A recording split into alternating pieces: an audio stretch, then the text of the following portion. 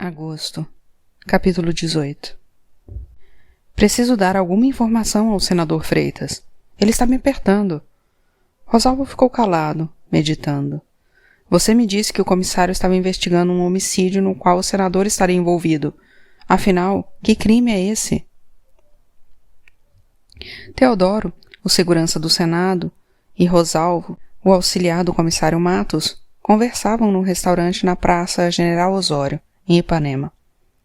Lembra aquele bacana que apareceu morto no edifício Deauville? É esse o caso? O Granfa estava metido em negociatas com o senador. Licenças de importação conseguidas fraudulentamente da Sexim e outras sujeiras. Sabia demais e foi morto. E o comissário acha que foi o senador Freitas que matou o sujeito? A conclusão dele é que o senador mandou matar, para esconder a participação dele na roubalheira. O comissário tem provas ou é apenas uma suposição, um palpite? Não sei. O garçom trouxe 2 lombinhos de porco com farofa. Corre uma milonga que o senador é fruta, disse o Rosalvo. Que isso? Essa gente tem a mania de chamar de fresco o camarada só porque ele não se casou. O senador é homem. Pode ser fanchona. Nada disso. Se ele fosse, eu sabia. Não vai dizer para o senador isso que eu te disse. De jeito nenhum. O senador acaba comigo se eu disser uma coisa dessas para ele. O comissário Matos é maluco. Maluco mesmo. Desse tipo que fala sozinho e rasga dinheiro. Diz isso para o senador. É preciso tomar cuidado com ele. Teodoro não perdeu tempo em ir contar para Clemente o que Rosalvo lhe dissera. A parte referente ao possível homossexualismo do senador foi omitida. Vou falar com o senador sobre isso. Clemente encarou Teodoro algum tempo, até perceber o nervosismo no seu rosto. Podemos confiar em você? Mas é claro, doutor. O senador pode confiar em você? Cegamente? Teodoro empalideceu. O senador saberá recompensar essa confiança, continuou Clemente. O que o senador pedir? Pedir não, ordenar, eu faço. Mandar matar adversários políticos, disse Clemente, era habitual no interior do Brasil, ainda mais na terra do senador, Pernambuco. Mas no Rio de Janeiro, capital da República, era algo mais raro. Por uma simples razão, era difícil encontrar um matador de fé. Um matador tão confiável que, se viesse a ser apanhado, jamais denunciaria o mandante. Depois de fazer esse longo rodeio, Clemente, encarando Teodoro, disse: O senador quer dar um fim a esse comissário. Você poderia fazer isso? Eu? O senador confia em você. Doutor Clemente, eu tenho alguém melhor do que eu. Nosso homem não pode ser um berda-merda como o tal Alcino da Rua Toneleiro. Quem é esse homem? Meu irmão. Seu irmão? Não sabia que você tinha um irmão. Ele é a ovelha negra da família. Desde menino se metia em trapalhadas. Ele pode fazer isso que o senador quer. Ele é um cabra-macho pernambucano. Se foi apanhado, não abre o bico. Ele se mata antes. Mas isso não vai acontecer. Meu irmão já matou mais de 20 e nunca puseram a mão nele. Sabe quem matou o prefeito de Caruaru? O chefe da polícia de Maceió? Foi ele. Já matou político, militar, padre. Ele é muito bom. Os pernambucanos são de confiança, eu sei disso. Ele costuma pedir 100 contos para fazer o trabalho de responsabilidade como esse. Como é o nome dele? Genésio. Ele mora no Rio? Recife. Mas é só chamar que ele vem. Faz o serviço e dá as de Vila Diogo no mesmo dia. Então, manda ele vir logo, de avião. O senador tem pressa. Assim que o Genésio, não é? Chegar, você me avisa. Se correr tudo bem, aquela nomeação da sua mulher será resolvida logo. Você tem um filho de 19 anos, não tem? Tenho, sim, senhor. O senador pode arranjar alguma coisa para ele também. Enquanto isso, em seu gabinete, o senador Freitas recebia o seu principal cabo eleitoral, um fazendeiro conhecido como Coronel Linhares. O coronel informou que estava comprando títulos eleitorais falsos para a eleição de outubro por 5 cruzeiros cada. Aqui no estado do Rio, compra-se um título por 2, 3 cruzeiros no máximo, protestou Freitas. Você pensa que eu tenho uma guitarra para fabricar dinheiro como o Oswaldo Aranha? Trouxe uma garrafa do seu licor de pitanga, disse Linhares. Não muda de assunto. Você tem que conseguir os títulos eleitorais por menos. Duvido que os meus adversários estejam pagando isso tudo. Vou ver o que posso fazer, senador. Agora, prove o licor, prove. Está muito bom mesmo. O comissário começou o dia indo fazer uma radiografia no estômago. O consultório médico ficava na rua Barata Ribeiro, em Copacabana. O comissário encontrou na rua muitas mulheres carregando na cabeça e nas mãos latas, baldes, panelas e chaleiras cheias de água. Não tenho água para lavar as mãos. Foi a primeira coisa que o médico radiologista lhe disse. Minha mulher saiu de manhã para procurar água com a empregada. Um absurdo. Nem fez o café. Ontem foi a mesma coisa. A escola dos meus filhos fechou por falta de água e há 3 dias eles não têm aula. Todas as escolas de Copacabana estão fechadas.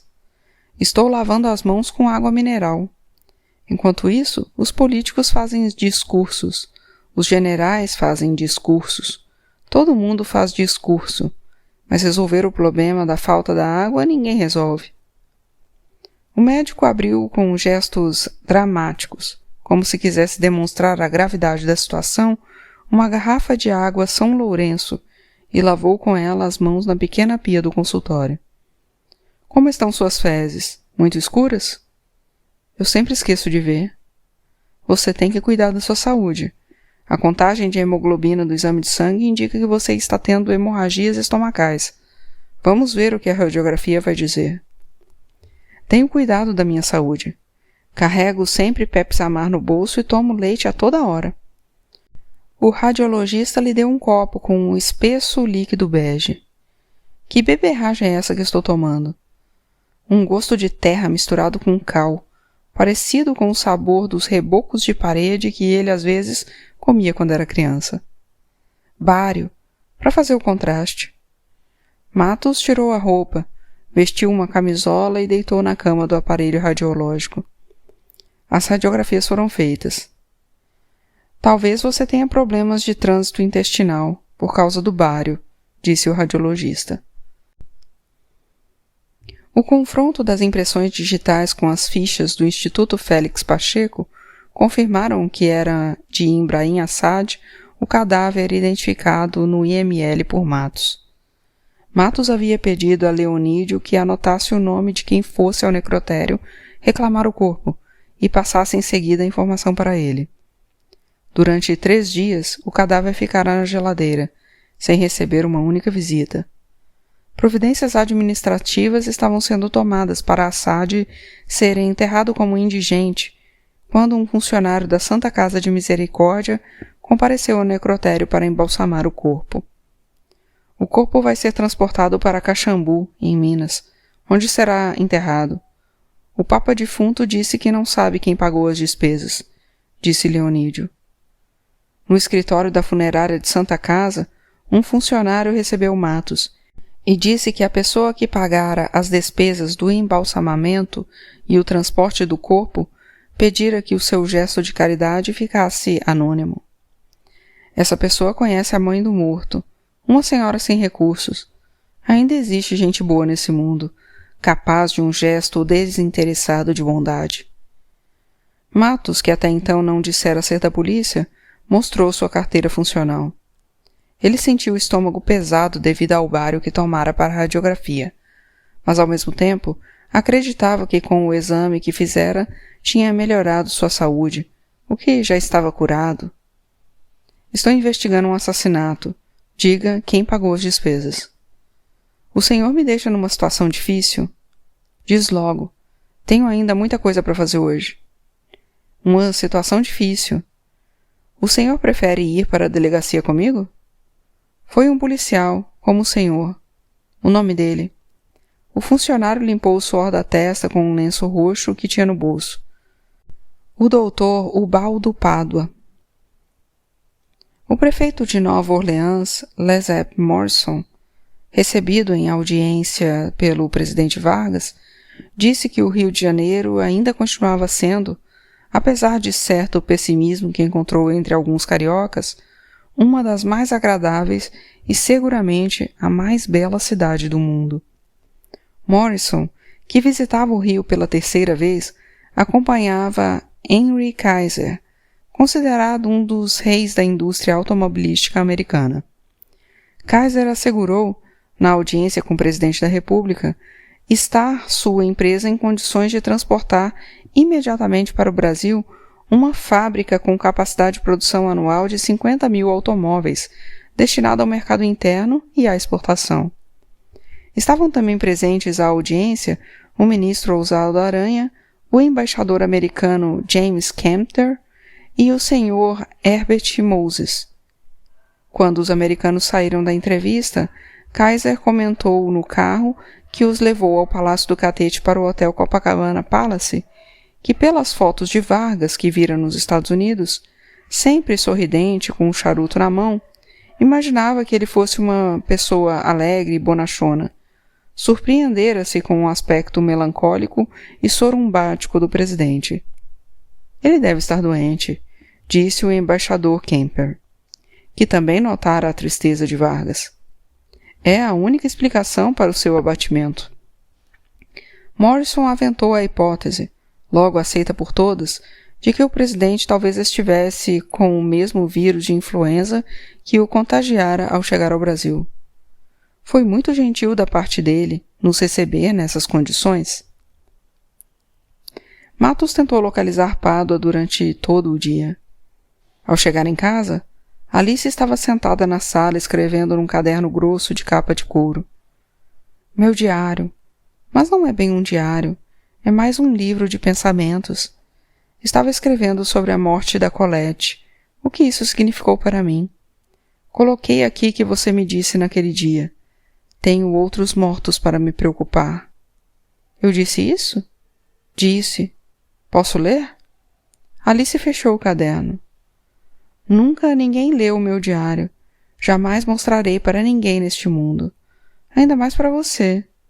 Um dia, quando éramos namorados, eu dei para você um poema que havia escrito e você riu, dizendo que achava engraçado. Não me lembro disso. Você não gosta de poesia. Eu nunca lhe disse que não gostava de poesia. Você só gosta de ópera, porque quando era garotinho sua mãe colocava uma furtiva lágrima na vitrola e você chorava. Você está inventando. Foi você quem me contou. Inventando essa coisa de que eu não gosto de poesia. Um policial não pode gostar de poesia. Ele tem outros cadáveres com que se preocupar. Você procurou o apartamento para alugar? Não tive tempo. Sabe o que eu gostaria de ter feito nesses dias? Gostaria de ter ido a São Paulo assistir ao Congresso Internacional de Escritores, mas você nem pensou em me levar. Você não me falou nisso? De qualquer forma, eu não poderia sair do Rio. Estou no meio de uma investigação muito difícil. Não grita comigo, por favor. Não estou gritando. Tente sopitar sua agressividade por um minuto para ouvir o que eu vou ler agora. Alice mostrou um papel que tinha na mão. Você consegue? 1 minuto? Está bem. Vamos sentar lá no quarto. Matos tirou o paletó. Agora, devido à presença de Alice no apartamento, ele deixava o revólver na delegacia. Sentaram-se na cama. Posso ler? Sim. Declaração de Princípios do Congresso de Poesia. Você está prestando atenção? Estou. Vê como você é? Não consegue esconder sua impaciência. Por favor, leia. Estou prestando a maior atenção. A sessão de poesia do Congresso Internacional de Escritores, reunida em São Paulo, durante as solenidades comemorativas do 4º centenário da cidade, em cuja fundação colaborou o poeta padre José Anchieta, reconhece o considerável progresso técnico que tem caracterizado a poesia, internacional e brasileira, sistematizado por críticos de concepções as mais diversas, proclama o amplo direito que tem o poeta à pesquisa estética e a necessidade de que domine seu instrumento a fim de que se valorize a criação, e manifesta não só a convicção de que as conquistas formais serão encaminhadas no sentido de exprimir as grandes aspirações coletivas, a crença no ser humano e nos direitos do indivíduo, como também a confiança de que será encontrada plenamente a forma de atingir a sensibilidade do homem de hoje. Isso é dirigido diretamente a você, Alberto, do homem de hoje circunstancialmente alheio à poesia de grande qualidade que se vem publicando. Interessante. Interessante? Sabe quem está em São Paulo nesse justo momento? Robert Frost, William Faulkner, Miguel Torga, João Cabral de Melo Neto. E você diz apenas interessante? Maravilhoso! Alice rasgou o papel que tinha nas mãos. Com os punhos fechados, bateu no peito de Matos, dizendo que ele não podia tratá-la com aquela crueldade. Seus socos eram fracos. Matos deixou-a bater até se cansar. Deixando Alice deitada na cama, agora imóvel como se estivesse morta, Matos foi para a sala. Seu estômago doía, mas não havia leite na geladeira e o Pepsi Amar acabara. O telefone tocou. Quem fala aqui é Pedro Lomagro. Minha mulher está aí? Ela está dormindo. Eu queria falar com ela. Ela está dormindo. O senhor sabe que minha mulher tem problemas. Eu consultei o médico e ele me disse que seria melhor para Alice voltar para casa. Ela se sente mais protegida no ambiente familiar. Eu gostaria de ter sua ajuda para isso. Senhor Lomagno, eu também não me sinto bem com a situação, mas Alice está na minha casa porque quer. Ela me disse que se separou do senhor. Me pediu para ficar aqui, pois não tem uma pessoa da família com quem ficar. Eu também acho que essa não é uma boa solução, mas não posso expulsá-la daqui. Eu gostaria de ouvi-la dizer isso. O senhor falou com ela, creio que anteontem, e ela lhe disse coisa parecida. Sinto muito, senhor Lomagno, mas eu não posso fazer nada. Gostaria de falar com ela novamente. Já disse que ela está dormindo. O senhor não está cooperando. Sinto muito. Boa noite. Assim que Matos desligou, o telefone tocou novamente. Você andou me procurando? Queria falar sobre a crise de consciência que você teve. Que crise? Não estou entendendo o assunto que você está falando. Se não foi arrependimento, o que foi que levou você a pagar o enterro do Turco Velho em Caxambu? Não estou entendendo. Pádua, eu sei que você matou o Turco Velho. Eu não posso ficar sem fazer nada, sabendo disso. Não posso ser conivente. Você não está sendo conivente. Você vai ficar sem fazer nada simplesmente porque não pode fazer coisa alguma. Posso sim. Não pode. Sei que você é um bom policial, mas nem o Sherlock Holmes poderia provar que eu matei esse sujeito. Matos, o Turco Velho era um assassino de aluguel e ia te matar. Você precisa parar de sofrer por besteira. É por isso que tem essa úlcera. Quando for me substituir, depois de amanhã, a gente conversa mais sobre esse assunto, se você quiser. Procurando mudar de assunto, você soube que o Arlindo Pimenta se candidatou a vereador? Isso não me interessa. Os bicheiros ainda vão tomar conta do país. Tem uma história do Arlindo muito engraçada. Não estou interessado. Matos desligou o telefone. Era esta a história que Matos não quisera ouvir. O banqueiro do bicho Arlindo Pimenta, comumente chamado de gangster pelos jornais, devido à maneira ostensiva com que exercia outras atividades criminosas, além de bancar o bicho, fora aconselhado pelo seu advogado e pelos colegas de contravenção a mudar sua imagem negativa. Atendendo aos seus conselheiros, Arlindo prometeu que continuaria a exercer apenas, com a devida compostura, a contravenção do bicho. Vendeu o Cadillac em que circulava com um aparato pelos subúrbios da cidade. Deixou de promover arruaça nos bares e, finalmente, candidatou-se a vereador. Arlindo aproveitou para lançar sua candidatura no dia do seu aniversário. Na rua Leopoldina Rego, no subúrbio, foi realizada uma festa eleitoral com discursos e queimas de fogos de artifícios. Uma grande mesa de doces e salgadinhos ostentava, no centro, um formidável bolo de aniversário representando um jardim chinês com um enorme pagode, que provocou admiração e até mesmo assombro entre os convivas. O confeiteiro, em atenção ao pedido de um dos capangas de Arlindo, que desejava agradar o chefe, colocou no meio do jardim chinês uma miniatura em marzipan de um revólver 38. A velinha de aniversário foi colocada no cano do revólver. Arlindo Pimenta, entre aplausos, apagou a velinha com um único sopro.